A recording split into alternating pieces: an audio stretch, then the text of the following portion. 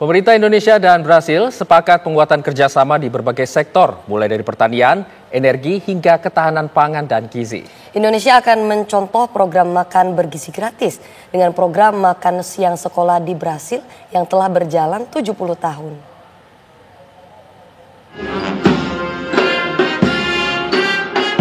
Presiden Prabowo Subianto bertemu dengan Presiden Brasil, Luiz Inácio Lula da Silva, di Istana Kepresidenan Brasilia. Presiden Lula da Silva menyambut langsung kedatangan Prabowo Subianto. Upacara penyambutan dilakukan dengan pengibaran bendera merah putih dan lagu kebangsaan kedua negara. Usai penyambutan, Presiden Prabowo Subianto dan rombongan melakukan pertemuan bilateral dengan Presiden Brasil Lula da Silva. Dalam pertemuan itu, kedua pemimpin negara menyatakan sepakat untuk berkolaborasi dan menjalin kerjasama di berbagai bidang. Situasi geopolitik seperti konflik di Gaza dan perang Rusia-Ukraina juga menjadi pembicaraan oleh kedua pemimpin negara.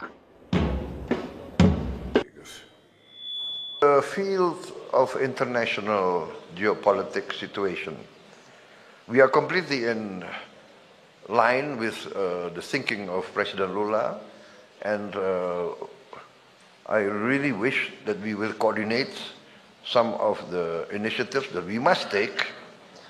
For instance, you are very correct. We have to rise to our responsibility to try to achieve a breakthrough in the conflict in Ukraine and also in the Middle East.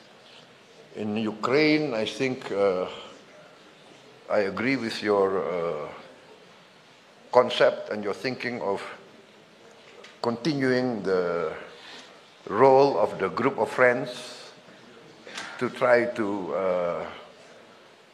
push towards a tangible and real ceasefire as soon as possible. And on the Middle East, again, we really value your strong stand on the need for immediate secession, ceasefire in Gaza, and also that the only solution will be a two-state solution.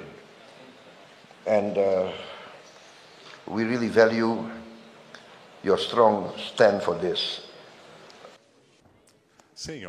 Presiden Prabowo Subianto dan Presiden Brasil Lula da Silva sepakat Indonesia dan Brasil akan meningkatkan kerjasama bilateral di sektor ekonomi, perdagangan, pertanian, dan pendidikan. Indonesia dan juga Brasil sepakat untuk kemudian menjalin penguatan kerjasama di sektor transisi energi maupun juga di sektor ketahanan pangan. Adapun beberapa indikator diantaranya, Presiden Prabowo Subianto ingin meniru konsep ataupun skema pada penerapan proyek biofuel yang digalang oleh Brasil, serta kemudian juga mengikuti konsep sekolah makan gratis yang digalang juga oleh Presiden Lula, di mana kemudian program makan siang anak sekolah yang sudah berlangsung selama 70 tahun di Brasil ini menjadi salah satu indikator kunci yang kemudian ingin diterapkan di Indonesia dengan program makanan bergizi gratis.